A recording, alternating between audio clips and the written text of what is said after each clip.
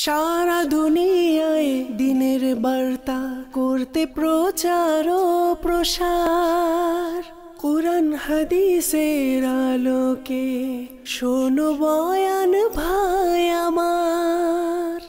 আলহামদুলিল্লাহি রাব্বিল আলামিন ওয়াসসালাতু ওয়াসসালামু আলা সাইয়্যিদিল মুরসালিন, আম্মা বা'দ, ফাআউযু বিল্লাহি মিনাশ শাইতানির রাজীম। বিসমিল্লাহির রহমানির রহিম। আসুন প্রিয় ইসলামী ভাইরা, আমরা প্রত্যেকে উচ্চ আওয়াজ নিয়ে গভীর মহব্বত সহকারে পড়ি, আসসালাতু ওয়াসসালামু আলাইকা ইয়া রাসূলুল্লাহ ওয়া আলা আলিকা ওয়া আসহাবিকা ইয়া হাবিবাল্লাহ। আসসালাতু ওয়াসসালামু আলাইকা ইয়া নবিয়্যাল্লাহ ওয়া আলা আলিকা ওয়া আসহাবিকা ইয়া নূরাল্লাহ। আলহামদুলিল্লাহি রাব্বিল আলামিন। আল্লাহ পাকের দয়া, প্রিয় আকা মক্কি মদনী মুস্তাফা সাল্লাল্লাহু তাআলা আলাইহি ওয়া আলিহি ওয়াসাল্লাম এর সাদকায় দাওয়াত ইসলামীর সাপ্তাহিক সুন্নত বরা ইজতিমার রাতে আল্লাহ পাক আমাদের উপর দয়া করেছেন।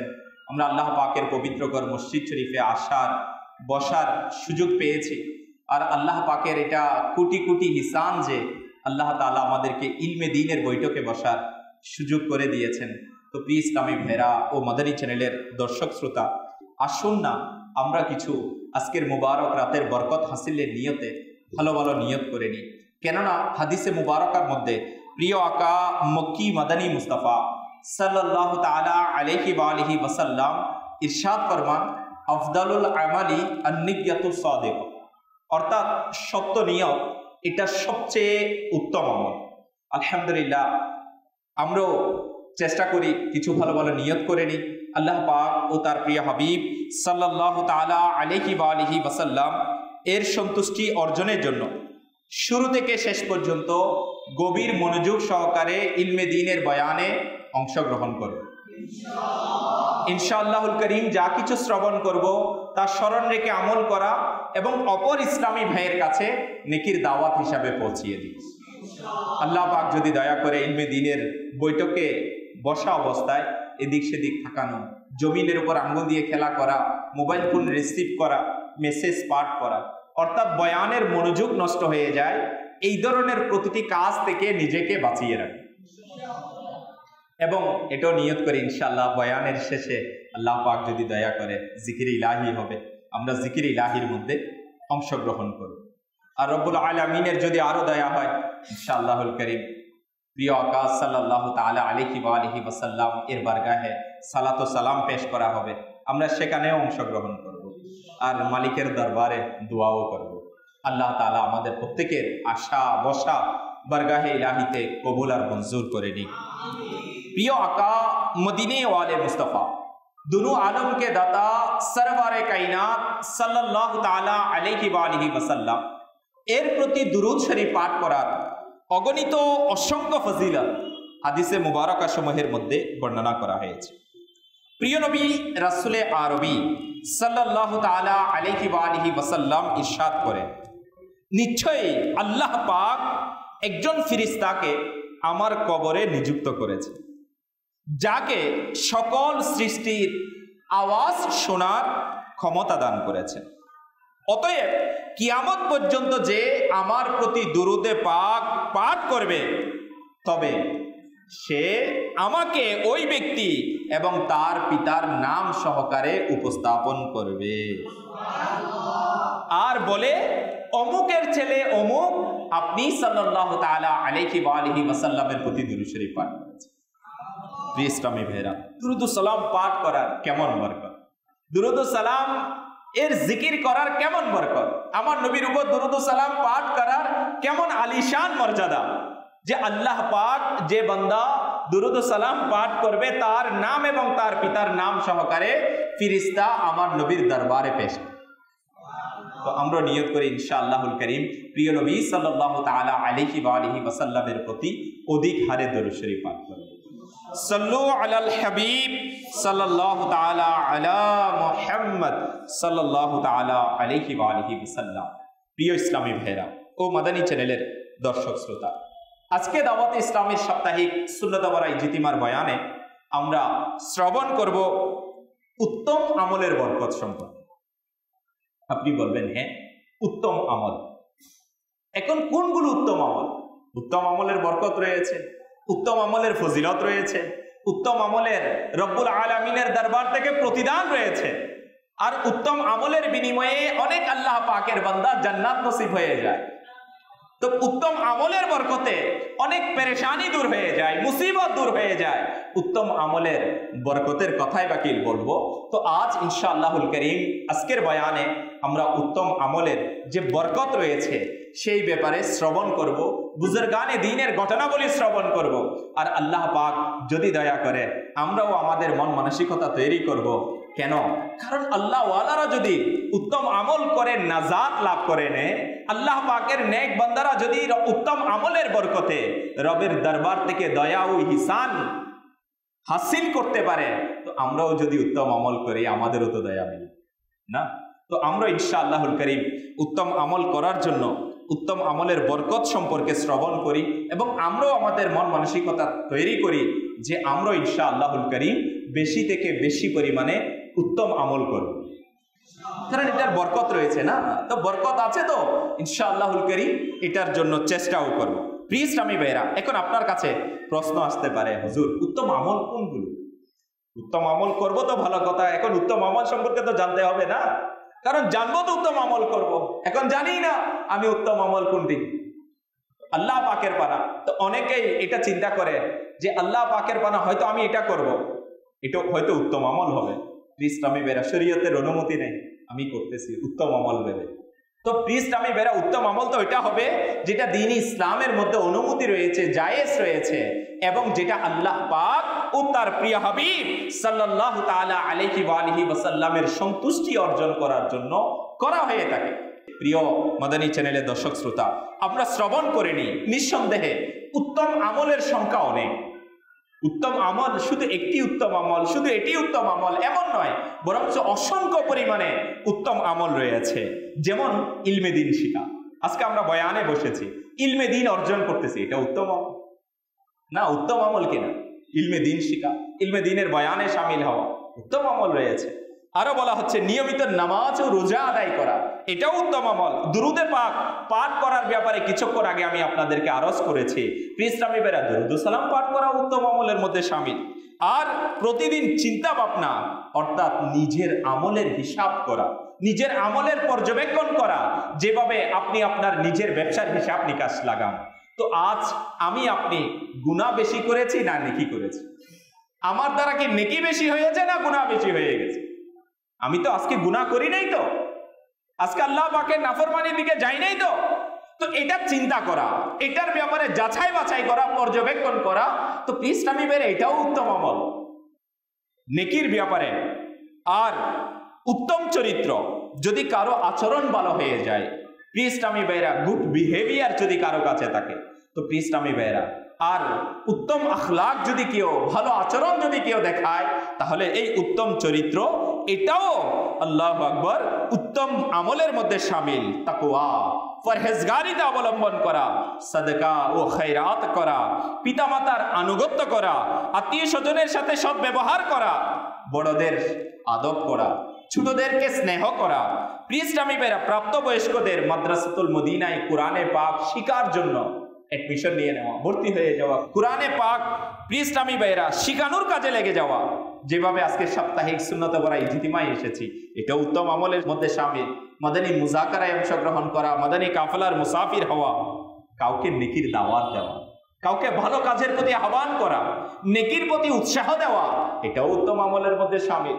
আর কাউকে গুনাহ করতে দেখে, অসৎ কাজ করতে দেখে আপনি বাধা দিয়েছেন, ভাই এটা করিয়েন না, কারণ এটা গুনাহ, তো আপনি যে তাকে কি করেছেন, বাধা দিয়েছেন, নিষেধ করেছেন, সেটাও উত্তম আমলের মধ্যে শামিল। ইসলামী বেরা, এখন যদি আপনি বলেন নিষেধ করা, কেউ নামাজ পড়ছে আপনি বাধা দিচ্ছেন, এটা তো কখনো উত্তম আমল হতে পারে না। কারণ আপনি নামাজের দিকে আহ্বান করা, এটা উত্তম আমল।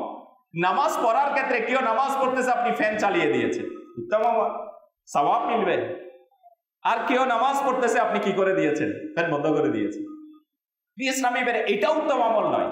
তো আমাকে আপনাকে বুঝতে হবে কোনটা উত্তম আমল। হ্যাঁ, ফজরের নামাজের জন্য মুসলমানদেরকে ডাকা, এটাও উত্তম আমল। হিংসা, কুধারণা, মদ পান এবং অপকর্ম করা, এই সব কিছু থেকে বেঁচে থাকা, এগুলো থেকে নিজেকে বাঁচিয়ে রাখা, এটাও উত্তম আমল। আল্লাহ পাক আমাদেরকে উত্তম আমল করার তৌফিক দান করুক। ইসলামী ভাইরা, এই দুনিয়া বাস্তবিক পক্ষে আমল করার স্থান। এটা আমার আপনার কাজ করার স্থান, আমার আপনার অ্যাক্টিভিটি দেখানোর যে স্থান, এটা হচ্ছে এই দুনিয়া। আমরা এখানে যে আমল করব, আমরা তার প্রতিদান আখিরাতে পাব। হয়তো প্রতিদান যদি খারাপ আমল হয়ে থাকে, অবশ্যই আমি খারাপের শাস্তি মিলবে। আর যদি উত্তম আমল হয়ে থাকে, ভালো আমল হয়ে থাকে, তাহলে এর পরিণতিও ভালো হবে। আজকের বয়ানে আমরা এই উত্তম আমলের বরকত সম্পর্কে শ্রবণ করব। এই আশিকানে রাসূল শুনুন শুনুন কিতাবের মধ্যে বড়ই গুরুত্বপূর্ণ ওয়াকিয়া, ঘটনা বর্ণনা করা হয়েছে। রওজুর রিয়াহিন কিতাবের 222 পৃষ্ঠায় হযরতে মনসুর বিন আম্মার রাহমাতুল্লাহি তাআলা আলাইহির ঘটনা এসেছে। একটু আমরা মনোযোগ দিয়ে শ্রবণ করব। একদিন মনসুর বিন আম্মার রাহমাতুল্লাহি তাআলা আলাইহি বয়ান ফরমাচ্ছিলেন, বয়ান করছিলেন। কোন হকদার তার কাছে আসলো এবং 4 দিরহাম চাইল। হকদার এসে 4 দিরহাম চাইল। হযরত মনসুর বিন আম্মার রাহমাতুল্লাহি তাআলা আলাইহি ঘোষণা করলেন, যে একে 4 দিরহাম দিবে, আমি তার জন্য 4টি দোয়া করব। যে এই বান্দাকে কি দিবে, আমার হকদারকে 4টি দিরহাম দিয়ে দিবে, আমি তার জন্য 4টা দোয়া দিয়ে দিব। মনসুর বিন আম্মার রাহমাতুল্লাহি তাআলা আলাইহি যখন এটা ঘোষণা করলেন, তখন সেই পথ দিয়ে একজন গোলাম যাচ্ছিল। গোলাম বলা হয় যে কারো আন্ডারে কৃত গোলাম, যাকে খরিদ করা হয়েছে। তো প্রিয় ইসলামী ভাইরা, এখন বর্তমান সময়ে এই গোলাম প্রথা নাই, তৎকালীন সময়ে ছিল। মানুষ মানুষকে কিনে নিত না, মানুষ মানুষকে যেভাবে পশু কিনে নেওয়া হয়, যেভাবে অন্যান্য জিনিসপত্রের মালিক হয়ে যায়, ঠিক একইভাবে অর্থ সম্পদের বিনিময়ে ওই সময়ে মানুষ মানুষকে কিনে নিয়ে তার মালিক হয়ে যেত। তো এই ধরনের কৃত গোলাম ওই পথ দিয়ে যাচ্ছিল। এখন ওই গোলাম একজন বলিয়ে কামিলের রহমতপূর্ণ আওয়াজ শুনে তার কদম থমকে গেল, সে দাঁড়িয়ে গেল এবং তার নিকট যে 4 দিরহাম ছিল তা সে সেই ব্যক্তিকে দিয়ে দিল। আল্লাহ পাকের বলি মনসুর বিন আম্মার রাহমাতুল্লাহি তাআলা আলাইহি অ্যানাউন্স করেছে না, যে একে 4টি দিরহাম দিবে, আমি তাকে 4টি দোয়া দিব। এই জন্য সেই গোলামও 4টি দিরহাম দিয়ে দিল এবং হযরতে মনসুর বিন আম্মার রাহমাতুল্লাহি তাআলা আলাইহি তাকে বললেন, বলো কোন 4টি দোয়া করাতে চাও, কোন 4টি দোয়া তোমার কাছে লাগবে, বলো তুমি। হায়, গোলাম কি জবাব দিল, শুনুন শুনুন প্রিয় ইসলামী ভাইরা, আমাদের জন্য বড়ই নসিহত। গোলাম বলল, প্রথম দোয়া, আমি যেন গোলামি থেকে মুক্ত হয়ে যাই, আমি যেন কি হয়ে যায়, গোলামি থেকে মুক্ত হয়ে যায়, আপনি এটার জন্য দোয়া করে দিন। দ্বিতীয় দোয়া, আমি এই দিরহামের প্রতিদান চাই, আমি যে আপনাকে 4টি দিরহাম দিয়েছি, এই দিরহামের আমি কি চাই, বিনিময় চাই, প্রতিদান চাই। হাই, গোলাম 3 নাম্বার দোয়া করার জন্য বলল, আমার এবং আমার মুনিবের তওবা নসিব হয়ে যায়। আমার যে মালিক আছে, আমারও আমার মুনিবেরও যেন কি নসিব হয়ে যায়, তওবা নসিব হয়ে যায়। আমিও তওবাকারী হয়ে যাব, তাকেও সেও যেন তওবাকারী হয়ে যায়। হাই ইসলামী বেরা, কি আলিশান দোয়া। যদি আমাদের সুযোগ মিলত, হাই হাই আফসোস, আমরা বর্তমান সময়ে যদি এই ধরনের সুযোগ মিলে যায়, তাহলে আমরা বলবো আমার যেন বিল্ডিং মিলে যায়, ব্যবসা হয়ে যায়, গাড়ি নিয়ে নিতে পারি, আমার এটা লাগবে, ওইটা লাগবে, আমার তো ক্ষমতা লাগবে, দৌলত লাগবে, ইজ্জত লাগবে, চেয়ার লাগবে, মানে কত কিছু জানি আমাদের লাগবে। তো প্রিয় ইসলামী ভাইয়েরা, একটু চিন্তা করে দেখুন, আল্লাহ ওয়ালাদের জিন্দেগির এই ঘটনাগুলো আমাদের জন্য বড়ই নসিব। সে বলতেছে, আমার জন্য দোয়া করে দিন যেন আমার মাগফিরাত হয়, আমি যেন তওবা করে নিতে পারি। আমার মালিকও যেন তওবা খালি হয়ে যায়। আরো ৪র্থ নম্বর দোয়া বলা হচ্ছে, আমার এবং আমার মুনিবের, আপনার এবং সকল উপস্থিতির যেন ক্ষমা হয়ে যায়। কি আলিশান দোয়া! সে বলতেছে, হে মনসুর বিন আম্মার রাহমাতুল্লাহি তাআলা আলাইহি, আপনি এই দোয়া করেন যেন আমার আল্লাহ তাআলা আমাকে মাফ করে দেয়। এই দোয়া করুন যেন আমার মুনিবকেও আল্লাহ তাআলা মাফ করে দেয়। আপনি এটা দোয়া করুন যেন আপনাকেও আল্লাহ তাআলা মাফ করে দেয়। আপনি এটা দোয়া করুন যেন এখানে যারা উপস্থিত আছে তাদেরও ক্ষমা হয়ে যায়। ইসলামী বেরা 4 দিরহাম মাত্র। কয় দিরহাম? 4 দিরহামের বিনিময়ে। হাই, কিতাবের মধ্যে আসছে, শুনুন শুনুন, হযরতে মনসুর রাহমাতুল্লাহি তাআলা আলাইহি হাত উঠিয়ে দোয়া করলেন। গোলাম তার মুনিবের নিকট দেরিতে পৌঁছালো, কারণ তার সাথে তো এই ঘটনাগুলো ঘটছে না। এই ঘটনাগুলো ঘটতেছে গোলাম মুনিবের কাছে যাওয়ার আগেই। সে আল্লাহ পাকের বলির কাছে 4 দিরহাম দিয়ে 4টি দোয়া নিচ্ছে, আর এদিকে মুনিবের কাছে যেতে যেতে তার দেরি হয়ে গেল। মুনিব দেরি হওয়ার কারণ জানতে চাইল, যে তুমি এতক্ষণ কোথায় ছিলে? হায়, গোলাম তার মুনিবের কাছে পুরো ঘটনা বয়ান করলেন, পুরো ঘটনা বয়ান করলেন। মুনিব জিজ্ঞাসা করল, তোমার প্রথম দোয়া কি ছিল? তুমি প্রথম কি দোয়া করেছিলে? গোলাম বলল, আমি আরজ করেছি, দোয়া করুন আমি যেন গোলামি থেকে মুক্ত হয়ে যাই। কে বলতেছে? গোলাম বলতেছে মুনিবের কাছে। এই কথা শুনে মুনিবের মুখ থেকে খুব দ্রুততার সাথে স্পষ্টভাবে বেরিয়ে এলো, যাও তুমি গোলামি থেকে মুক্ত। আল্লাহ পাকের বলির দোয়া হাত প্রকাশ পাচ্ছে। মনসুর বিন আম্মার রাহমাতুল্লাহি তাআলা আলাইহি হাত উঠিয়ে যে 4টি দোয়া করার জন্য বলেছিলেন, এই 4টি দোয়ার মধ্যে প্রথম দোয়া কি ছিল? আমি গোলামি থেকে কি চাই? মুক্তি চাই। তার মুনিব এই কথা শুনে গোলামকে বলল, যাও আমি তোমাকে কি করে দিলাম? মুক্ত করে দিলাম। ইসলামী ভাইরা, আল্লাহ তাআলার বলির দোয়া কবুল হয়ে গেল। তখন জিজ্ঞাসা করলো, তোমার দ্বিতীয় দোয়া কি ছিল? বলল, যে 4 দিরহাম আমি দিয়েছি, আমি তার বিকল্প প্রতিদান যেন পেয়ে যায়। তখন মুনিব বলে উঠল, আমি 4 দিরহামের পরিবর্তে তোমায় 4000 দিরহাম দিলাম। ইসলামী ভাইরা, সে প্রতিদান চেয়েছিল আল্লাহ তাআলার বলির কাছ থেকে। মুনিব তাকে কয় হাজার দিরহাম দিয়ে দিয়েছে? 4000 দিরহাম দিয়ে দিয়েছে। হাই, প্রতিদান কেমন উত্তম ভাবে পেয়েছে! আল্লাহ ওয়ালাদের নসিহত দেখুন। তখন জিজ্ঞাসা করলো, তোমার তৃতীয় দোয়া কি ছিল? তুমি 3 নম্বরে কি দোয়া করেছিলে? বলল, আমার এবং আমার মুনিবের গুনাহ থেকে যেন তওবা করার তৌফিক নসিব হয়ে যায়, আমি এটা দোয়া চেয়েছি। এই কথা শুনতেই মুনিবের মুখে ইস্তেগফার শুরু হয়ে গেল এবং বলতে লাগলো, আমি আল্লাহ পাকের দরবারে আমার সকল গুনাহ থেকে তওবা করছি। তার মুনিব মালিকের দরবারে কি করে নিয়েছে? তওবা করে নিয়েছে। আল্লাহ তাআলার বলির হাত উঠানোর বরকত কেমন দেখো। এদিকে আল্লাহ তাআলার বলি দোয়া করেছে, আর এদিকে তার মুনিব কি করছে? তওবা করছে তার নিজের অতীতের গুনাহ থেকে। হাই হাই, প্রিয় ইসলামী ভাইরা, শুনুন শুনুন।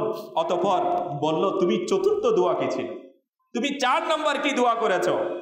গোলাম উত্তর দিল, আমি অনুরোধ করেছি যে আমার মুনিব, তার এবং ইজতিমায় উপস্থিত সকলের যেন ক্ষমা হয়ে যায়, এটার জন্য আমি দোয়া করেছি। হাই প্রিয় ইসলামী ভাইরা, এই কথা শুনে মুনিব কি বলল? মুনিবের তো আর ক্ষমতা নাই তওবা ক্ষমা করানোর। আছে মুনিবের ক্ষমতা ক্ষমা করে দেওয়া? প্রিয় ইসলামী ভাইরা, এটা তো আমার আল্লাহ পাক করবে না বান্দাকে ক্ষমা। মুনিব বলল, ভাই 3টি বিষয় যা আমার ক্ষমতাধীন ছিল, আমার আয়ত্তে ছিল, যে 3টা বিষয় আমার আয়ত্তে ছিল তা আমি করে নিয়েছি। 4র্থ বিষয়টি তথা সবার ক্ষমা হয়ে যাওয়া, এটা আমার ক্ষমতার মধ্যে নেই। দিন অতিবাহিত হলো, যখন রাত হলো, তখন সেই মুনিব স্বপ্নে ভাই কোন ঘোষণাকারীকে শুনলো, কোন আহ্বানকারী, অ্যানাউন্সকারী স্বপ্নে সে তার মুনিব শুনতে পেল, হাই যা তোমার ক্ষমতাধীন ছিল তা তো তুমি করেছ, এবং আমি হলাম আরহামার রাহিমিন, আমি তোমাকে, তোমার গোলামকে, মনসুরকে এবং সেখানে বিদ্যমান সকল উপস্থিতিকে ক্ষমা করে দিয়েছি। হাই, আমার আল্লাহ পাক কি বলেন, তুমি তো তোমার ক্ষমতায় যেটা ছিল তুমি সেটা কি করে দিয়েছ। আর এটা মনে রাখো, আমি আরহামার রাহিমিন। ইসলামী বের, আমার আল্লাহ পাক সবচাইতে বড় দয়ালু, আমার মালিক সবচাইতে বড় দয়ালু। আর আমার মালিক এর পক্ষ থেকে ঘোষণাকারী ঘোষণা দিচ্ছে, আমি তোমাকে, তোমার গোলামকে এবং উপস্থিতি সবাইকে কি করে দিয়েছি, ক্ষমা করে দিয়েছি। আল্লাহ পাক কেমন দয়ালু। ইসলামী বের, এখানের মধ্যে একটা বিষয় বড়ই গুরুত্বের সাথে আজকে আমাদের বয়ানের বিষয় ছিল উত্তম আমলের বরকত। উত্তম আমল এত বড় কোনো আমল ছিল না, লাখ লাখ দিরহাম দান করার আমল ছিল না, বড় কোনো মসজিদ বানানোর আমল নয়। ইসলামী ভাইরা, মাত্র 4টি দিরহাম আল্লাহ পাকের নেক বান্দা ঘোষণা করেছে, সে দান করে দিয়েছে। আর 4টা দিরহামের বিনিময়ে কেমন কেমন নিয়ামত আল্লাহ পাকের দরবার থেকে মিলেছে, কেমন কেমন দয়া মিলেছে। এই আশিকানে রসুল, এটাই হচ্ছে আল্লাহ পাকের দরবারে উত্তম আমলের বরকত। কিন্তু আফসোসের বিষয়, বড়ই আফসোসের বিষয়, আজকে আমার আপনার কাছে উত্তম আমলের প্রতি যেভাবে সচেতন হওয়া দরকার, যেভাবে উত্তম আমলের প্রতি এগিয়ে যাওয়া দরকার, এখান থেকে আমরা বড়ই পিছনে হাঁটা শুরু করেছি। বড়ই দুর্বলতা আমাদের মাঝে, বড়ই কমজোরি দেখা যায়, অলসতা দেখা যায়, আমাদের মাঝে গাফেলতি দেখা যায়। কিন্তু আফসোস, আমাদের কাছে তো গাফেলতি আসা উচিত গুনাহের কাছে, গুনাহ থেকে বাঁচা উচিত। উদাসীনতা, ইসলামী ভাইরা, নেক আমলের ক্ষেত্রে আসা কখনোই উচিত নয়। কারণ না জানি কোন নেক আমল, কোন উত্তম আমল, কোন ছোট বরকতময় আমল আমার আপনার জীবনের জন্য, আমার আপনার তাকদীর পরিবর্তন করে দিবে, আমার আপনার জন্য ক্ষমার মাধ্যম হয়ে যাবে, আমার আপনার জন্য মাগফিরাতের মাধ্যম হয়ে যাবে, আমাদের কারো জানা নাই। তাই আমাদের প্রত্যেকের উচিত যেন আমরা নেক আমল করি, উত্তম আমল করি, সেটা ছোট হোক, সেটা বড় হোক, যেন সেই আমলটাকে আমি আপনি ছেড়ে না দিই, সেই উত্তম আমলটা যেন আমি করে নিই। আর আল্লাহ পাক চাইতো এর বিনিময়ে রবের পক্ষ থেকে দয়া মিলবে, রহমতে ইলাহি হাসিল করার মাধ্যম হয়ে যাবে। এই আশিকানে রাসূল, যদি আজ আমরা এটা চিন্তা করি, এটাতে তো কোনো সন্দেহ নেই যে যখন আমার আপনার মওত আসবে, আমার আপনার মৃত্যু আসবে, তখন পরিবার পরিজন এবং বন্ধু বান্ধব সবাই এখানেই রয়ে যাবে, কেউ আমার আপনার সাথে যাবে না। হ্যাঁ, বাস্তবতা কিন্তু এটাই। শুধুমাত্র মৃত ব্যক্তিকেই সংকীর্ণ ও অন্ধকার কবরে নামিয়ে দেওয়া। হ্যাঁ, শুধুমাত্র নেক আমল, উত্তম আমল আমার আপনার কবরে কাজে আসবে। এই উত্তম আমল, নেক আমলেই কবরে কাজে আসবে। সেই পরিবার যাদের জন্য শান্তিতে ঘুম পাড়ানোর জন্য বান্দা নিজের ঘুমকে উৎসর্গ করে দিয়েছে, যাদের ভবিষ্যৎ সাজানোর জন্য নিজের জান ও মালকে উৎসর্গ করে দেয়া হয়, যাদের সুবিধার জন্য নিজের শান্তি ও আরামকে হারাতে হয়, যখন ওই জীবনের সফর শেষ সময় চলে আসে, তখন সেই পরিবার নিজের চিন্তায় কষ্ট পেতে থাকে। ভবিষ্যতের অনিশ্চিত অবস্থা তাদেরকে বিষাদগ্রস্ত করে দেয়। আমার আপনার পরিবার বড়ই হতাশ পেয়ে যায় যদি পরিবারের কর্মক্ষম কেউ দুনিয়া থেকে চলে যায়। হ্যাঁ, সে তার ভবিষ্যৎকে নিয়ে চিন্তা করে যে বাবা চলে গেছে, আমাদের কি হবে। স্ত্রী চিন্তা করে স্বামী চলে গেছে, আমার কি হবে। ইসলামী ভাইরা, পরিবারের বাকি সদস্যরা বড়ই টেনশনে পড়ে যায় যে আমাদের পরিবারের যে কর্তা ছিল সে চলে গেছে, আমাদের কি হবে। হাকিকত এটাই, বাস্তবতা এটাই। সাধারণত অবস্থাতে এমনই হয়, প্রত্যেক ব্যক্তি শুধু এই চিন্তায় মগ্ন হয়ে যায় যে আমার কি হবে। দুর্ভাগ্যক্রমে অনেক সময় এমনও হয়ে থাকে যে মৃত ব্যক্তি তখনও ঘরেই থাকে, আর মৃতদের ওয়ারিসরা, সন্তানরা, তার উত্তরসূরিরা সম্পত্তি ও টাকা বন্টন নিয়ে ঝগড়া শুরু করে দেয়। বাস্তবতা কিন্তু এটাই। আর মৃত ব্যক্তি থেকে শিক্ষা অর্জন করে আমরা আমাদের মৃত্যুর প্রস্তুতিতে লেগে যাওয়ার চিন্তা এখন আমাদের কাছে নাই। এই জন্যই এখনই সময় আগামী দিনের চিন্তা করুন। নেক আমল রূপে কবর ও আখিরাতের কাজে আসা নেকিসমূহ একত্রিত করে নেওয়া উচিত। এই বিষয়টি মনে গেঁথে নেওয়া উচিত যে মৃত্যুর পর শুধুমাত্র নেক আমলেই কাজে আসবে, শুধুমাত্র নেক আমলেই কাজে আসবে। মৃত্যুর পর আর কোনো কিছু কাজে আসবে না আপনি ইসলামে, শুধুমাত্র নেক আমল কাজে আসবে। সুউচ্চ অট্টালিকা, আলিশান প্রাসাদ, উঁচু উঁচু বিল্ডিং, ঘর, ধন ও সম্পদের আধিক্য, ব্যাংক ব্যালেন্স, ব্যবসা, বড় বড় ফ্ল্যাট, শস্য শ্যামল ক্ষেত এবং সুন্দর বাগান, এগুলো থেকে কিছুই কবরের সাথে যাবে না, বরং এগুলো সব এখানেই রয়ে যাবে। শুধুমাত্র আমিই চলে যাব, শুধুমাত্র আমাকেই যেতে হবে। হযরতে মুহাম্মদ বিন হুসাইন রাহমাতুল্লাহি তাআলা আলাইহি বলেন, ইসলামী ভাইরা কি বলেন শুনুন শুনুন। উনি বর্ণনা করেন, আমি হযরতে আবু মুআবিয়া আসওয়াদ রাহমাতুল্লাহি তাআলা আলাইহিকে অর্ধরাতে দেখলাম যে তিনি অনবরত কান্না করছেন।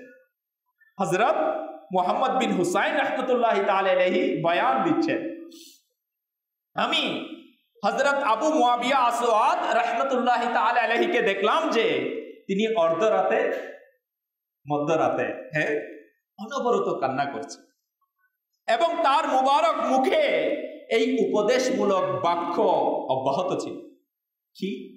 কি উপদেশ দিচ্ছেন আল্লাহ পাকের বলি হযরতে মুআবিয়া আসওয়াদ রাহমাতুল্লাহি তাআলা আলাইহি, তিনি বলেন, শুনুন শুনুন, সাবধান, যে ব্যক্তি দুনিয়াকে নিজের উদ্দেশ্য বানিয়ে নিল এবং সর্বদা তা অর্জন করাতেই লেগে রইল, হ্যাঁ শুধুমাত্র সেটাতেই লেগে রইল, তবে কাল কিয়ামতের দিন তাকে অনেক বেশি দুঃখ ও কষ্টের সম্মুখীন হতে হবে।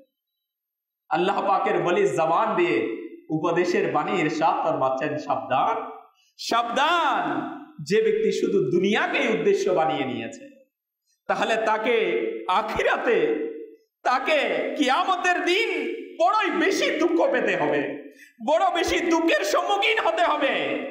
আর যে ব্যক্তি আখিরাতে সংগঠিত ব্যাপারকে, যেটা আখিরাতে ঘটবে, যেটা কিয়ামতের দিন সংগঠিত হবে, সেটাকে মনে রাখে এবং কিয়ামতের দিনের কঠোরতা এবং হতাশার প্রতি দৃষ্টি দেয়, সেটার দিকে নজর রাখে, তবে তার অন্তর দুনিয়ার প্রতি অসন্তুষ্ট হয়ে যাবে। তার অন্তর কখনো দুনিয়ার প্রতি সন্তুষ্ট হবে না। যদি তুমি চাও যে তোমার আরাম ও প্রশান্তি এবং মহান নিয়ামত অর্জিত হোক, যদি তুমি চাও তোমার আরাম এবং প্রশান্তি কি হোক, অর্জিত হোক, তবে রাতে কম ঘুমাও, রাত জেগে ইবাদত করাকে নিজের অভ্যাসে করে নিও। ইসলামী বের আল্লাহ পাকের বলি উপদেশ দিচ্ছেন, যখন কেউ তোমাকে উপদেশ দেয়, নেকির দাওয়াত দেয়, মন্দ কাজ থেকে নিষেধ করে, তবে তার দাওয়াত গ্রহণ করো। আজকে আমাদের কাছে বড়ই অলসতা এটা। যদি কেউ আমাদেরকে নামাজের কথা বলে, হুজুর আজকে না কাল, যদি মাদানী কাফেলার দাওয়াত দেয়, হুজুর এই মাসে নয় আগামী মাসে যাবো ইনশাআল্লাহ, ইসলামী বের আগামী মাস কি আসবে, আগামী মাস কি মিলবে আমার? আজকে সপ্তাহে কি জিদিমায় দাওয়াত, হুজুর আজকে এই সপ্তাহে তো একটু ব্যস্ততা চলে আসছে, আগামী সপ্তাহ থেকে যাও। ইসলামী ভাইরা দেখুন আমাদের মন মানসিকতা কোথায় চলে গেছে। আল্লাহ পাকের বলি ইরশাদ ফরমাচ্ছে, যদি তোমাকে কেউ নেকির দাওয়াত দেয়, তুমি তাড়াতাড়ি সেটা গ্রহণ, নেকির দাওয়াতকে কবুল করে নাও। মন্দ কাজ থেকে বাধা দিলে তাড়াতাড়ি সেটাকে ছেড়ে দাও। তুমি তোমার পরবর্তী লোকদের রিজিকের চিন্তা করো না, তুমি তোমার পরে যারা থাকবে তাদের রিজিকের টেনশন তুমি না করো, তোমার করার দরকার নাই, কেননা তোমাকে তাদের রিজিকের জন্য বাধ্য করা হয় না। ইসলামী ভাইরা, এই ওয়াকিয়া যখন আসছিল না, এই ফরমানে মুবারাকা, এটা কত বড় নসিহতের আমাদেরকে। আজকে আমি আপনি বড়ই টেনশন করি, আমার সন্তানের কি হবে, আমার ফ্যামিলির কি হবে, আমার পরিবারের কি হবে, তাদের রিজিকের কি হবে। ইসলামী ভাইরা, আল্লাহর বলি বলছে, তাদের রিজিকের জন্য তোমাকে বাধ্য করা হয়নি, তোমাকে এটার জন্য বাধ্য করা হয় নাই, কারণ রিজিকের জিম্মাদারি তো আমার আল্লাহ পাক নিয়েছে। রিজিকের জিম্মাদারি কে নিয়েছে? আল্লাহ পাক নিয়েছে। পশু পাখি রিজিকের জিম্মাদারি আমার আল্লাহ তাআলা নিয়েছে। যদি একটা পাখিকে আমার মালিক রিজিক প্রদান করতে পারে, তো বান্দাকে কেন করবে না? ইসলামী ভাইরা, তো আমরা পেরেশানি কোথায়? তাওয়াক্কুল আমাদের কাছ থেকে চলে গেছে, আল্লাহ পাকের প্রতি ভরসা আমাদের কাছ থেকে চলে গেছে, যার কারণে পেরেশানি, যার কারণে টেনশন, যার কারণে মুসিবত, যার কারণে মাথার চুল চলে যাচ্ছে টেনশন। ইসলামী ভাইরা, হাকিকত এটা যে রিজিকের জিম্মাদারি তো আমার মালিক নিয়েছে, বলা হচ্ছে আমার আল্লাহ পাক বান্দাকে সৃষ্টি করার আগে তার রিজিক সৃষ্টি করেছে, কিন্তু আমরা ওই রিজিককে এখন খুঁজতেছি, যেটা দিয়ে দেওয়া হয়েছে, বাজেট দিয়ে দেওয়া হয়েছে রিজিকের বাজেট, কিন্তু আমরা এখন খুঁজতেছি সেটা। কিন্তু ক্ষমা দেওয়া হয়নি। ক্ষমা আমাদেরকে বলে দেওয়া হয় নাই যে তোমাকে ক্ষমা করে দেওয়া হয়েছে, কিন্তু রিজিকের নিশ্চয়তা আছে আমার আপনার। রিজিক আসবেই, যেটা আপনার জন্য বরাদ্দ, এটা দুনিয়ার ওই প্রান্তে থাকো, ওখান থেকেও চলে আসবে, অথবা আপনি ওখানে চলে যাবেন খাওয়ার ওই রিজিককে রিসিভ করার জন্য। তো আল্লাহ পাকের নেক বান্দা হাই হযরত আবু মুআবিয়া আসওয়াত রাহমাতুল্লাহি তাআলা আলাইহি বড়ই সুন্দরভাবে ইরশাদ ফরমান, তুমি নিজেকে সেই মহান দিনের জন্য প্রস্তুত রাখো যখন তোমায় আল্লাহ পাকের সামনাসামনি হবে। তুমি সেই দিনের জন্য প্রস্তুত হয়ে যাও যেই দিন তুমি আল্লাহ পাকের দরবারে মুখোমুখি হবে। আরো বললেন তুমি তার দরবারে উপস্থিত হবে, অতঃপর তোমাকে প্রশ্ন করা হবে। সেই কঠিন দিনের প্রস্তুতিতে সর্বদা নিজেকে লিপ্ত রাখো, অধিক হারে নেক আমল করো এবং নিজের আখিরাতের ভান্ডারকে নেক আমলের দৌলত দ্বারা দ্রুত পরিপূর্ণ করার চেষ্টা করো। অহেতুক ব্যস্ততা ছেড়ে দাও এবং মৃত্যুর পূর্বে মৃত্যুর প্রস্তুতি না হও, অন্যথায় পরবর্তীতে অনেক আফসোস করতে হবে। যখন তোমার রূহ বের হতে থাকবে এবং গলা পর্যন্ত পৌঁছে যাবে, তখন তোমার সকল পছন্দনীয় জিনিস যা তুমি পছন্দ করতে সবই দুনিয়াতে রয়ে যাবে এবং তখন তোমার আক্ষেপের সীমা থাকবে না। তখন তুমি আফসোস আর আক্ষেপ করতে থাকবে, কিন্তু এটার কোনো লিমিটেশন থাকবে না। সুতরাং সেই দিনের পূর্বেই আখিরাতের প্রস্তুতি নিবে। সেই দিন আসার আগেই তুমি আখিরাতের প্রস্তুতি গ্রহণ করো। হে আশিকানে রাসূল মাদানী চ্যানেলের দর্শক শ্রোতা, আজকের সাপ্তাহিক ইজতিমার বয়ানে আজকে আমরা শ্রবণ করছি আল্লাহ পাকের ওলির সেই উপদেশমূলক বাক্যগুলো, যা আমাদের জন্য বড়ই নসিহতের রয়েছে, যা আমাদের জন্য বড়ই উপদেশের জন্য রয়েছে। হে আশিকানে আউলিয়া, আসলেই সৌভাগ্যবান সেই ব্যক্তি যে এই নশ্বর দুনিয়াকে নেক আমলের আকৃতিতে চিরস্থায়ী আখিরাতের প্রস্তুতি নেয়। যারা এই ধ্বংসশীল দুনিয়ার মধ্যে নেক আমলের মাধ্যমে তার আখিরাতের প্রস্তুতি গ্রহণ করে, বাস্তবিক পক্ষে সফল তো সেই ব্যক্তিই সৌভাগ্যবান। যদি আল্লাহ পাকের দয়া হয় তবে নেক আমলের বরকতে কবরেও তার সজ্জিত হয়ে যাবে, সুন্দর হয়ে যাবে, আখিরাতেও তার তরি পার হয়ে যাবে এবং ইনশাআল্লাহ সেই মক্কি মাদানী আকা সাল্লাল্লাহু তাআলা আলাইহি ওয়া আলিহি ওয়াসাল্লাম এর পেছনে পেছনে জান্নাতে প্রবেশের মহান নিয়ামত মিলে যায়। এই আশিকানে রাসূল মাদানী চ্যানেলের দর্শক শ্রোতা, কুরআনুল কারীমের বিভিন্ন স্থানে বর্ণিত রয়েছে যারা উত্তম আমল করবে তারা জান্নাত পাবে। আল্লাহ পাক 30 পারা সূরা বাইনাতের 7 ও 8 নম্বর আয়াতে ইরশাদ করেন, কাজল ঈমান থেকে অনুবাদ, নিশ্চয়ই যারা ঈমান এনেছে এবং সৎকর্ম করেছে তারাই সকল সৃষ্টির মধ্যে শ্রেষ্ঠ। তাদের প্রতিদান তাদের প্রতিপালকের নিকট বসবাস করার বাগান, যার নিচে নহরসমূহ প্রবাহিত, সেগুলোতে সদা সর্বদা থাকবে। আল্লাহ তাআলা তাদের উপর সন্তুষ্ট এবং তারাও তার উপর সন্তুষ্ট। এটা তারই জন্য যে আপন প্রতিপালককে ভয় করে। এটা তাদের জন্য যে আপন প্রতিপালককে ভয় করে। 11তম পারা সূরা ইউনূসের 9 নম্বর আয়াতে আল্লাহ পাক ইরশাদ ফরমান, কাজল ঈমান থেকে অনুবাদ, নিশ্চয়ই যারা সৎকর্ম করেছে এবং সৎ কাজ করেছে তাদের প্রতিপালক তাদের ঈমানের কারণে তাদেরকে পথ দেখাবেন। তাদের নিচে নদীসমূহ প্রবাহিত হবে নিয়ামতের বাগান সমূহে। হাই প্রিয় ইসলামী ভাইরা, বাবুন একটু চিন্তা করুন, নেক আমলে চেয়ে আর কি বরকত হতে পারে যে বান্দা এর কারণে জান্নাতের ন্যায় আলিশান এবং চিরস্থায়ী নিয়ামত পেয়ে। নিঃসন্দেহে বুদ্ধিমান ব্যক্তি তো সে যে জান্নাতের চিরস্থায়ী নিয়ামতকে এই জগতের নশ্বর নিয়ামতের উপর প্রাধান্য দেয় এবং সেই নিয়ামত অর্জন করার জন্য চেষ্টা করে। যা চিরস্থায়ী, নিঃসন্দেহে দুনিয়ার ভালোবাসা, ধন ও সম্পদের আকাঙ্ক্ষা থেকে বিরত থেকে জান্নাত পাওয়ার জন্য আমল করা খুবই কষ্ট। হ্যাঁ, কঠিন, ইজি নয়। ইসলামী ভাইরা, যেটা কষ্টকর এটার বিনিময়েও দাম বেশি। যে ব্যবসাতে কষ্ট বেশি লাভও বেশি না, রিস্ক বেশি লাভও বেশি। তো প্রিয় ইসলামী ভাইরা, তো ঠিক একইভাবে এটা কষ্টকর বলেই তো এটার জন্য কেমন নিয়ামত আল্লাহ পাক রেখেছেন, কেমন প্রতিদান রেখেছেন, যে জান্নাতের মতো মহান নিয়ামত আল্লাহ পাক নেক আমলের বরকতে রেখেছে।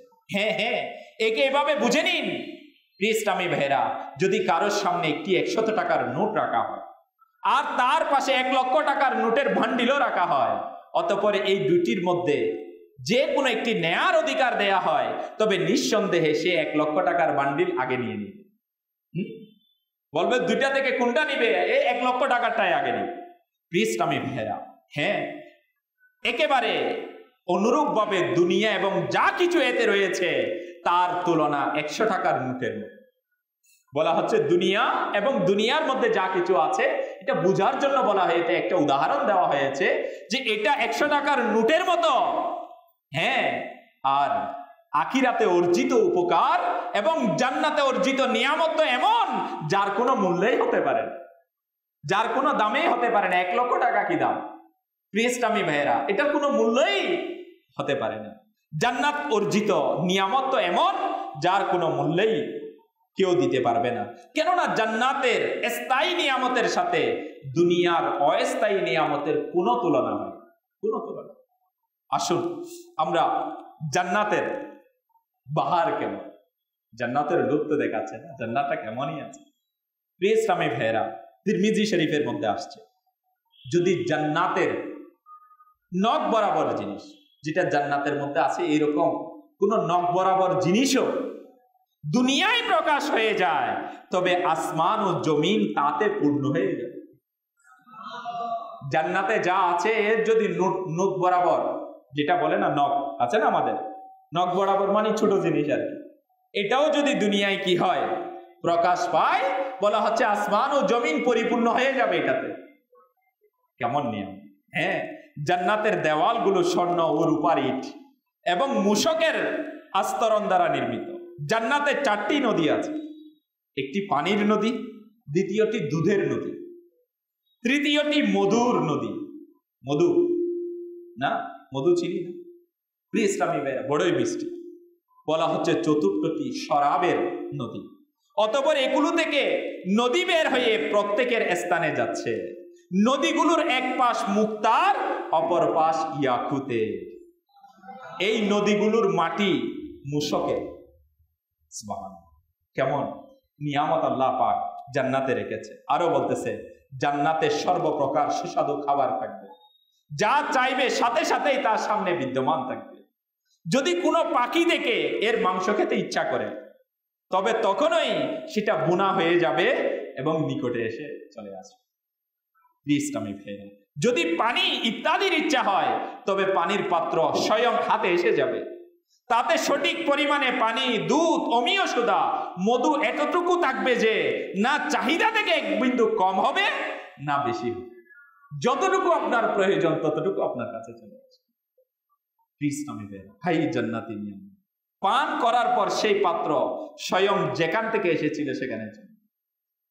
ইসলামী ভাইরা, জান্নাত এবং এর অন্যান্য নিয়ামত সমূহ আমাদেরও ভাগ্যে আসতে পারে, আমাদেরও ভাগ্যে জুটতে পারে। আশা তো রাখি না। আর যদি আমরা উত্তম আমল এবং অধিক হারে নেক কাজ সম্পাদনকারী হয়ে যায়, কিছু নেক আমল এমন রয়েছে যা প্রকাশ্যভাবে ছোট মনে হয়, কিন্তু এর এমন এমন বরকত প্রকাশ পায় যে বিবেক হতভম্ব হয়ে যায়, বুদ্ধি লোপ পায়। এই ছোট্ট আমলের কারণে নাজাত মিলে গেছে, এই ছোট্ট আমলের কারণে ক্ষমা পেয়ে গেছে, এই ছোট্ট আমলের কারণে জান্নাত মিলে গিয়েছে, দয়া মিলে গিয়েছে। তো ইসলামী ভাইরা, হ্যাঁ হ্যাঁ, উত্তম আমল এর বরকত তো এমনই, সেটা ছোট হোক বড়, আল্লাহ পাক যদি কারো এই ছোট্ট আমলকে কবুল করে নেয়, কারো এই নেকিকে কবুল করে নেয়, এর বিনিময়ে আল্লাহ পাক চাইতো তাকে ক্ষমা করে দিবে। কেউ পথের একটি কাঁটা সরিয়ে দিয়েছে, আল্লাহ পাক তাকে ক্ষমা করে দিয়েছে।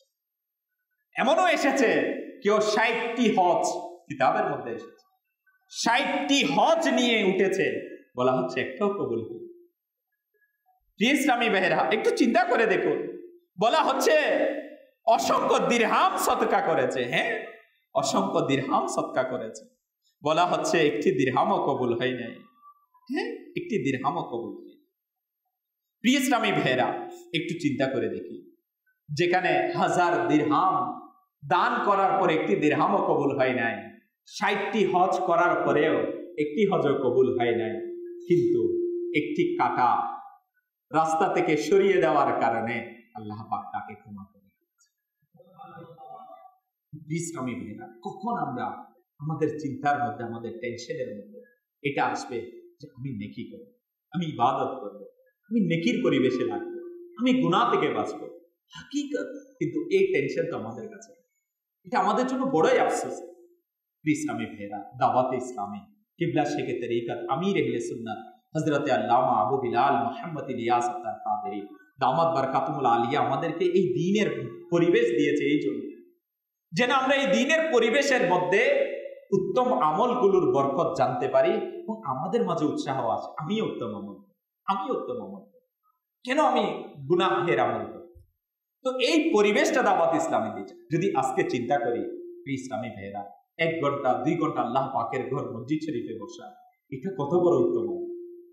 আজকে যদি এখানে না আসতাম, কেউ দোকানে থাকতাম, কেউ রাস্তায়, কেউ বাজারে, কেউ বন্ধুদের সাথে আড্ডায়, ইসলামী ভাইয়েরা কেউ ঘরে টিভি অন করে বসে থাকে না, এটাই তো কেউ তার দোকানে বসা, কেউ হয়তো ইসলামী ভাইয়েরা এটাই তো চলতো না। কিন্তু আল্লাহ পাকের দয়া, দ্বীনের পরিবেশ আমাকে আপনাকে অল্প টাইম উত্তম আমল করার সুযোগ দিয়েছে। না জানি আল্লাহ পাকের ঘরে বসে ইলমে দ্বীনের আলোচনার মধ্যে শামিল হওয়া, না জানি আমার কি নাজাতের উসিলা হয়ে যাবে।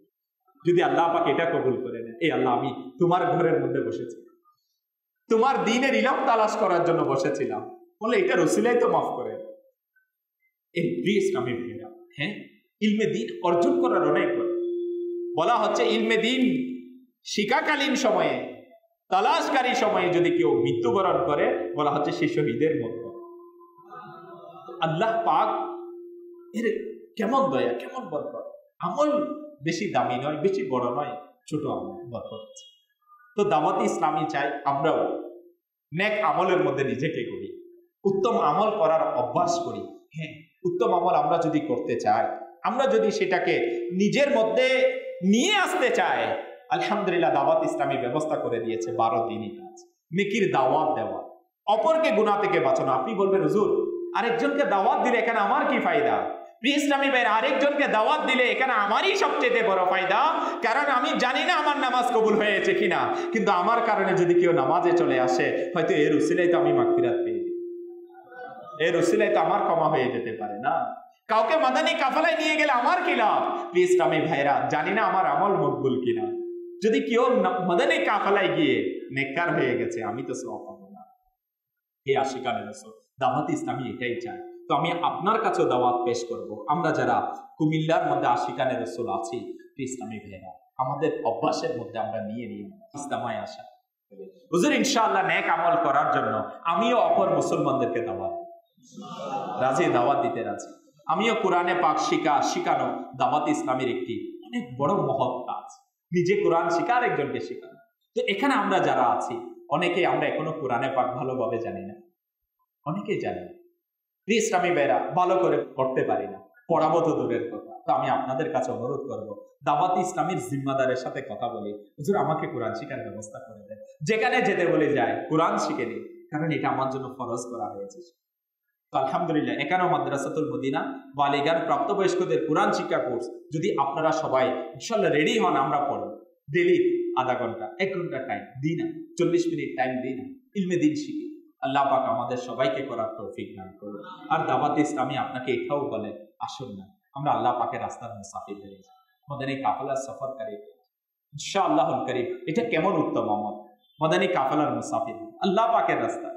ইসলামী ভাইরা, যারা ইলমে দ্বীন শিখার জন্য আল্লাহ পাকের রাস্তায় যায়, ঘর থেকে বের হয়, বলা হচ্ছে সে যে কবরের পাশ দিয়ে যাবে ইলমে দ্বীন শিখার জন্য, ওই কবরের আযাব আল্লাহ পাক 40 দিনের জন্য মাফ করে দেন। সুবহানাল্লাহ। ইসলামী ভাইরা, তো জিনিস শিখতে যাবে, ইনার কেমন মর্যাদা, ইনার কেমন নেকি, কিন্তু আফসোস আমাদের কাছে এটার জজবা নেই, উৎসাহ নেই।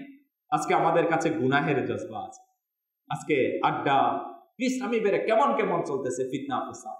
আল্লাহ পাক আমাদেরকে দয়া করুক। মাদানী চ্যানেলের দর্শক শ্রোতা, আমি আপনাকেও দাওয়াত দিব, আসুন না দাওয়াত ইসলামী দ্বীনি পরিবেশে নিজের টাইম দিই, নিজের হায়াত দিই। আর বিশেষ করে আমরা যারা মুবাল্লিগিন, দাওয়াত ইসলামীর জিম্মাদার, ওয়ার্ডে, ইউনিয়নে, ইসলামী ভাইরা বিভিন্ন ডিস্ট্রিক্টে, থানার মধ্যে একটু চিন্তা করি, এটা আমাদের জন্য খুশনসিবি দাওয়াত ইসলামের জিম্মাদারিতে থাকে। এর মধ্যে হয়তো অনেক সময় আমাদের অলসতা চলে আসে, গাফিলতি চলে আসে, কিন্তু এটা কেমন দামি কাজ। আমি আপনার আজকের বয়ান থেকে অন্তত পক্ষে আমি বলবো, এটা তো আমার জন্য বড় নসিহতের, যে প্রিয় ইসলামী ভাইরা, আল্লাহ পাক যদি দয়া করে দাওয়াত ইসলামীর এই নেকির কাজের ওসিলায়, জানি না কোন কাজ কবুল হয়ে যায়, কোন কাজ কবুল হয়ে যায় জানি না। যদি কোনো না কোনো কাজ আল্লাহ পাক কবুল করে নেয় আর আমার জন্য যদি মাগফিরাতের জরিয়া হয়ে যায়, তো দাওয়াত ইসলামীর দ্বীনের কাজ করা, সুন্নতের খিদমত করা, এই পেরেশানি নেওয়া, টেনশন নেওয়া, এটা কত বড় উপকারের, কত বড় ওসিলা। তো আমি আপনার কাছে অনুরোধ করব, সবার কাছে অনুরোধ করব, আমরা আমাদের অলসতাকে দূর করে দিই। আসুন না নেমে পড়ি। হায়াত আছে কয়দিন। আল্লাহ তাআলার বলি হযরতে আবু মুয়াবিয়া আসওয়াদ রাহমাতুল্লাহি তাআলা আলাইহি এই উপদেশগুলো, আমি বলবো না, আমরা যদি এই উপদেশগুলোও নিয়ে নিই, এগুলো যদি আমাদের চোখের সামনে রাখি না, এই উপদেশগুলো, হায় হায় হায় হায়, আল্লাহ পাক চাইতে ইনশাআল্লাহুল কারীম আমরাও নেক হয়ে যেতে পারি, নেকির অভ্যাস আমাদের মাঝে আসবে, দুনিয়ার ধোঁকা থেকে আমরা বেঁচে যেতে পারি। আল্লাহ তাআলা আমাদের সবাইকে আমল করার তৌফিক দান করুক। আল্লাহ তাআলা আমাদেরকে উত্তম আমলের অনুসরণ করার তৌফিক নসিব করুক। দাওয়াত ইসলামের দ্বীনি মহলে নেকির কাজের সাথে নিজেকে অংশগ্রহণ করানো, শামিল করানোর সেই জজবা আল্লাহ পাক আমাদেরকে নসিব করুক। তো আমি আপনাদেরকে দাওয়াত দিব, এই মাসে আসুন না আমরা মাদানী কাফেলাত মুসাফির, যারা এখনো মাদানী কাফেলায় সফর করি নাই, আমি আপনাদেরকে দাওয়াত দিব 72 ঘন্টা আল্লাহ পাকের রাস্তায় দেওয়ার জন্য। আমরা কার কার নিয়ত আছে, হুজুর আমি মাদানী কাফেলার মুসাফির হব ইনশাআল্লাহ, কারা কারা আছে এই মাসে মাদানী কাফেলায় যাওয়ার নিয়ত করতেছে? সবাই ওটা নিয়ত করতে পারি না, জি বাকিরা যাব না, আমাদের নেক আমল দরকার নাই, আছে কার কার দরকার আছে নেক আমল? হাত উঠান তো দেখি। দরকার আছে, উত্তম আমল দরকার আছে, তো আসুন না উত্তম আমল শেখার জন্য মাদানী কাফেলা মুসাফির হয়ে। তো বাকি আমরা যারা আছি, আমরাও চেষ্টা করি না, আমরা কি কবরে যাব না? যাব। আমাদের কি যেতে হবে না? নেক আমল আমাদের লাগবে না? সবার লাগবে। তো আসুন না আমরাও নিয়ত করি। আর বিশেষ করে জিম্মাদার ইসলামী ভাই, মুবাল্লিগ যদি এক এক ইসলামী ভাইকে বোঝায় না, এক এক ইসলামী ভাই চলুন আমার সাথে চলুন মাদানী কাফেলা, আজকে আমাদের এই জজবাটা চলে গেছে। আমি সবার কাছে বিশেষ করে মুবাল্লিগদের খিদমতে আরজ করব, আমরা ইসলামী ভাইকে বলি, যারা ইজতিমায় এসেছে, যারা আপনার পরিচিত, যারা আপনাকে মহব্বত করে, তো যারা আমাকে মহব্বত করে তাকে তো আল্লাহ পাকের রাস্তায় নিয়ে যায়। ইসলামী ভাইরা, আলহামদুলিল্লাহ দাওয়াত ইসলামের কাজ তো এটা দুনিয়াদারের কাজ। যারা আপনাকে মহব্বত করে তার সাথে ব্যবসা, তার সাথে চাকরি, তার সাথে দুনিয়াবি লেনদেন, দুনিয়ার ফায়দা, হ্যাঁ দাওয়াত ইসলামী বলে, আমির আহলে সুন্নাত বলে, যারা আপনাকে মহব্বত করে তাকে তো নেকির কাজে লাগাই দেন, দ্বীনের কাজে লাগান। কিন্তু আফসোস আজকে আমাদের মাঝে যদি এই জজবা চলে আসে তাহলে কেমন জানি। আল্লাহ পাক আমাদের সবাইকে মিলে দ্বীনের কাজ করার তৌফিক নসিব করুক। দাওয়াত ইসলামের সাথে সম্পৃক্ত হয়ে দ্বীনের কাজকে আগে বাড়ানোর সেই জজবা আমাদেরকে দান করুক। আমিন আমিন বিজাহিদ নবীল আমিন। সাল্লু আলাল হাবিব সাল্লাল্লাহু তাআলা আলা মুহাম্মদ সাল্লাল্লাহু তাআলা আলাইহি ওয়া আলিহি ওয়াসাল্লাম। সারা দুনিয়ায় দিনের বার্তা করতে প্রচার ও প্রসার, কুরআন হাদিসের আলোকে শোনো বয়ান ভাই আমার।